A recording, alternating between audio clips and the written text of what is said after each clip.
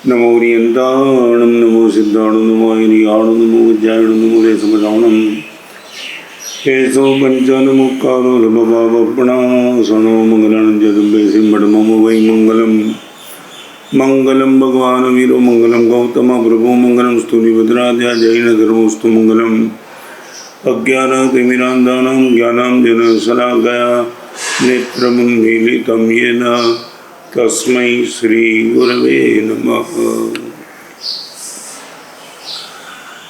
आज एक नए सब्जेक्ट पर हम बात शुरू करना चाहेंगे। आज नहीं मगर आज से, और वो शब्द है इंग्लिश में फायर, FIRE। रात को सपने में भी यदि आग दिखाई पड़ी, हमारी नींद उड़ जाती है। जैसे ही आग आंखों के सामने आती है, उससे ही पता चलता है जल जाना पक्का है। बाहर की आग तो निश्चित जला देती है, ऐसा कोई नहीं, क्योंकि वही आग से घर में चौका में रसोई बनती है, पूरा परिवार भोजन करके अपने स्वास्थ्य को संभाल लेता है। मगर एक आग ऐसी है जो निश्चित तौर से जलाए बिना कभी रहती नहीं है। वो आग की बात आज से मैं शुरू करना चाहूँगा। 4 तरीके की आग है। नंबर 1 F का अर्थ है फाउल वर्ड्स, गंदे शब्द। एक बार शब्द के क्षेत्र में आगे बढ़ने के पहले हम एक वास्तविकता निश्चित तौर से समझ लें। पूरी बॉडी, शरीर में एक भी चीज़ ऐसी नहीं है कि इनपुट तुम कितना भी अच्छा डालो और आउटपुट आपको अच्छा मिले। दूध पाक डालो, आप लाख प्रयास करो दूध पाक वापिस पाने का, भूल जाओ, दूध पाक से विष्ठा ही बनेगी। आप दूध कोल्ड ड्रिंक पियो, नींबू का शरबत पियो, Thums Up, Coca Cola, Gold Spot, कुछ भी डालो, निश्चित यूरिन ही होगा। आँख में से, नाक में से, कान में से, पूरे पैर से लेकर के सर के बाल तक तुम देखो, आपकी कोई ताकत नहीं, कोई अच्छी चीज़ आप बाहर निकाल सकते हो। चाहे मैं हूँ, चाहे दुर्जन, चाहे सज्जन, चाहे पापी, चाहे पुण्यशाली, चाहे संत, कोई भी, शरीर का एक ही गुण धर्म है, आप इनका अच्छा दो, वो गलत को बाहर निकाल के ही रहेगा। मगर एक चीज़ ऐसी है, यदि हम चाहते हैं तो मुंह से कुछ भी बाहर निकालो, ऐसे वॉमिट कर दो तो भी दिक्कत हो जाएगी, थूक निकलेगा, देखने का मन नहीं होगा, वॉमिट भी देखने की मन नहीं होगी। मगर एक चीज़ ऐसी है, यदि हम चाहते हैं तो निश्चित तौर से मुंह से एक अच्छे शब्द का प्रयोग कर सकते हैं। पूरे पैर से लेकर के सर के बाल तक गंदी गंदी चीज़ को बाहर निकालने वाला शरीर, इनका एक प्लस पॉइंट है, बाहर वो अच्छे शब्द निकाल सकते हैं यदि वो चाहता है तो। बहुत बड़ी चैलेंज है अपने को। गलत शब्द प्रयोग करने का मौका तो बार बार मिलता ही रहेगा। हम कभी गलती को स्वीकार करने के लिए भी तैयार नहीं। आपने कहीं देखा होगा मन की बदमाशी, हर गलती के पीछे इनके पास एक लॉजिक होता है। हर गलती के पीछे लॉजिक। क्रोध क्यों करता है? सामने वाले ने ऐसा किया। अभिमान क्यों करता है? स्टेटस सिंबल है। माया क्यों करता है? सेल्समैनशिप है। ये लोभ क्यों करता है? ये तो इन्वेस्ट है। माने क्रोध को कंट्रोलिंग पावर, मान को स्टेटस सिंबल, माया को सेल्समैनशिप और लोभ को इन्वेस्टमेंट। ये मन की बदमाशी है। हर पाप को वो अपने अपने गलत नाम देते चलता है। मैं आपको पूछना चाहता हूँ, हम गंदे शब्द प्रयोग क्यों करते हैं? मंदिर में जाकर के प्रभु की स्तुति करने वाले, गुरु भगवान के पास जाकर के वंदन करने वाले, आपका असली चेहरा वो तब पता चलता है जब आप आवेश में होते हो। नदी बहती है ना, दो किनारा की मर्यादा में रहकर तब तो नदी देखने के लायक लगती है, सौंदर्य भी लगता है, नदी की बहने की प्रशंसा करने का मन भी होता है। मगर नदी जब दो किनारा तोड़ करके आगे बढ़ती है, बाढ़ आती है, तब देखने का मन नहीं होता है, जहाँ हम होते हैं वहाँ से भागने का मन होता है। शब्द का ऐसा ही है, शब्द जब विवेक की और विनय की मर्यादा तोड़ के जब निकलते हैं ना, तब हम सुन नहीं पाते। बाजार में किसी ने तुम्हारा पेमेंट रुका दिया और आपके मुंह से निकलने वाले शब्दों को तुम कभी चेक कर लेना, कभी तुमने तुम्हारे खुद के शब्दों को रिकॉर्ड किया होगा तो कभी पढ़ लेना कि तुम आवेश में क्या बोलते हो। विनय और विवेक जाने के बाद मुंह से निकलने वाले शब्द, ऐसे शब्द का प्रयोग जब बाजार में तुम करते हो, क्या आपने कभी सोचा होगा? आप ये तो दावा के साथ नहीं बोल पाएंगे कि मैंने ज़िंदगी में कभी गाली नहीं दी, मगर एक बात वो भी तो बताओ कि गाली बिना माँ बहन की तुमने कब दी थी? हर गाली में कहीं ना कहीं माता का, बहन का, पत्नी का, बेटी का।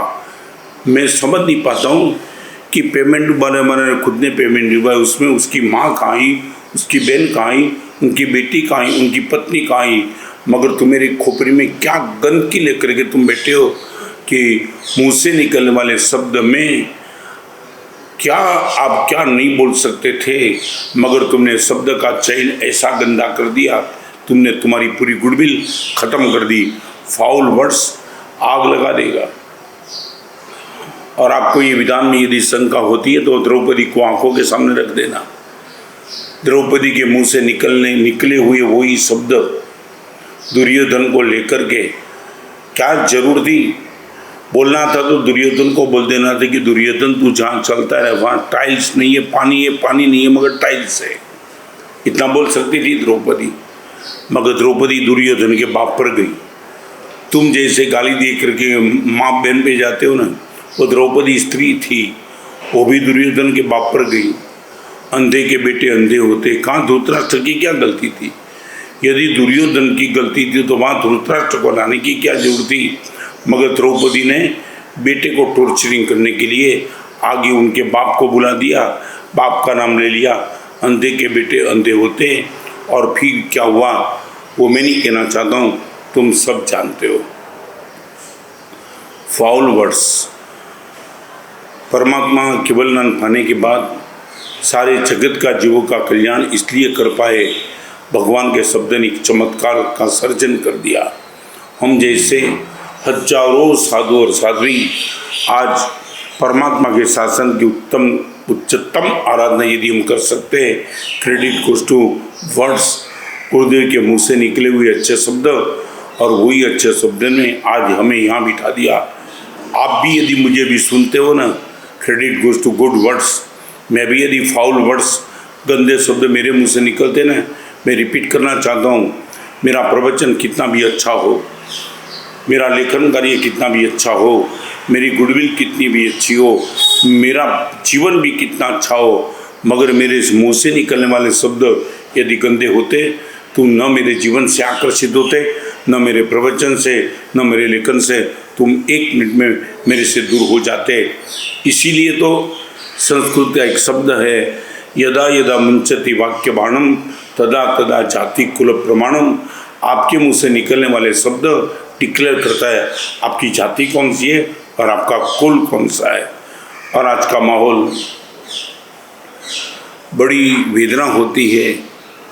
कभी कभी माँ सरस्वती की स्तुति बोलने वाले हम, या कुंदेन्दु तुषार हार धवला, या श्वेत पद्मासना, कभी परमात्मा की स्तुति बोलने वाले हम, दर्शनम देव देवस्य दर्शनम पापनाशनम, कभी गुरु भगवान के पास आकर के गुरुदेव की शाता पूछने वाले हम, इचकार सुराई सुखदप शरीर। सरस्वती के लिए अच्छी स्तुति, भगवान के लिए अच्छी स्तुति, गुरु भगवान के लिए अच्छे शब्द, फिर बाजार में ये गंदे शब्द का प्रयोग क्यों? आप एक बार तय कर लो, यदि आपको सही लगता है एक बार तय कर लो, जिंदगी में कभी गाली नहीं बोलेंगे, और गाली बोले बिना कभी रहेंगे नहीं, तो भी माँ बहन पत्नी और बेटी को तो गाली में कभी स्थान नहीं देंगे। मैं फिर से रिपीट करना चाहता हूँ, वो शब्द जो आपको मालूम होगा, वॉल और ब्रिज एक ही पत्थर से बनते हैं, कोई अलग पत्थर लाने की जरूरत नहीं है। जिस पत्थर से ब्रिज बन सकता था वही पत्थर से वॉल बना दी। ब्रिज दूर वाले को नज़दीक लाने का काम करता है ब्रिज, और वॉल नज़दीक वाले को बहुत दूर कर देती है। आपके मुख से निकलने वाले शब्द, यदि आप चाहते हो तो ब्रिज बनने के लिए वो शब्द तैयार थे, मगर तुमने वॉल बना करके, वॉल भी तो अच्छी थी, तुमने तो कभी कभी गटर बना दी। मैं एक छोटी सी बात कहना चाहूँगा। एक वृद्ध पुरुष 12 साल से अपने बेटे के साथ उनका बोलना बंद था, और कभी कभी उसके मन में आया, एक दिन उसके मन में आया कि चलो मेरी तो उम्र हो गई, कभी भी शाम को जाऊँगा, और 12 साल से बेटे के साथ बोला नहीं हूँ, चलो जाकर के बेटे से बोलने का शुरू कर दूँ। संडे का दिन था, बेटे ने सोचा भी नहीं था कि पिताजी आज घर पे सामने से आएंगे। दरवाज़ा खटखटाया, दरवाज़ा खुला, पिताजी का चेहरा देख करके बेटा हैरान, आँख में हर्ष के आंसू आ गए। पापा आप? हाँ, 12 साल के बाद मुझे लगा मैं तुझे मिलने के लिए चला जाऊं, ईगो को नंबर 2 पे रख करके तुझे मिलने के लिए आया हूं। पिताजी बैठे, बेटा बेटा, पिताजी बैठे, बेटी की बहू बैठी, और मालूम बेटे के मन में ऐसा भाव आया, 12 साल के बाद मेरे घर में पिताजी आए तो पिताजी का मैं सत्कार करना चाहता हूँ। बाजार में फूल का हार लेने के लिए वो निकल गया। पिताजी को मालूम था, बस बता दिया मैं 5 मिनट में आता हूँ। बहुत बड़ा एक 108 फूल का हार लेने के लिए गया। मीनवाइल ये पिताजी ने अपनी थैली में से एक मिठाई का बॉक्स निकाला, और मिठाई का बॉक्स निकाल करके पुत्र वधू के हाथ में दे दिया। ये मेरी ओर से। क्यों? 12 साल के बाद बेटे को मिलना हुआ है तो ऐसे ही थोड़ा मिलूंगा, बेटे का मुंह भी तो मीठा कराऊंगा, और इसलिए मैं ये मिठाई लाया हूँ। अभी बहू ने फॉर्मेलिटी से कहा, पापा आप आए वही काफ़ी था, आप मिठाई नहीं लाए तो कोई फर्क नहीं पड़ता था। अभी देखो, ये पिताजी के पास विनय और विवेक कम होने के नाते एक टेंडेंसी, मेंटालिटी ऐसी बन गई थी, हर जगह कुछ ऐसे शब्द मुंह से निकाल देना, पूरा माहौल बिगड़ जाए। 12 साल के बाद पिताजी जिसके घर पे आए थे, अहंकार तोड़ करके सामने से मिलने के लिए आए थे, और पुत्रवधू ने जैसे बोला पिताजी ये मिठाई का बॉक्स लाने की जरूरत नहीं थी, और पिताजी ने इतना ही बोल दिया, एक समझ ले, इस बॉक्स के लिए मैंने कोई खर्च नहीं किया है। जो तुझे मालूम है ना, ऑफिस चलती है मेरी, फैक्ट्री चलती है, और फैक्ट्री में 50 लोग काम करते, उन सबको मिठाई देने के बाद जो बॉक्स बचे थे वो बॉक्स बेटे के लिए लाया। मैंने इस बॉक्स के लिए कोई खर्च नहीं किया, बचा हुआ बॉक्स लगा कि कहाँ रखूँ, यहाँ आया। ये सुनते ही पुत्रवधू के हाथ में जो बॉक्स था ना, वो बॉक्स बाप के सर पे ठोका। आपके नौकरों को देने के बाद बचा हुआ बॉक्स आपके बेटे को देने के लिए आए, और आप ये बोलते हैं कि मैं बेटे के साथ समाधान करने के लिए आया, निकल जाओ। और जो नहीं होना था वो हो गया। बेटा बाहर से 108 फूल का हार लेकर के आया, और पुत्रवधू ने बाप को दरवाज़ा दिखा दिया, और पिताजी नतमस्तक होके आँख में आंसू के साथ निकल गए। मैं ये कहूँगा ये क्यों हुआ? मिठाई बराबर थी, बाप बराबर था, बेटा भी बराबर था, पुत्रवधू भी बराबर थी, सब कुछ बराबर था, शब्द गलत थे। मैं फिर से कहूँगा, भगवान की परम कृपा है हम सब पर, और शायद जैन दर्शन के हिसाब से मैं बताऊँ, ये बोलने की क्षमता गत जन्म से नहीं मिली है।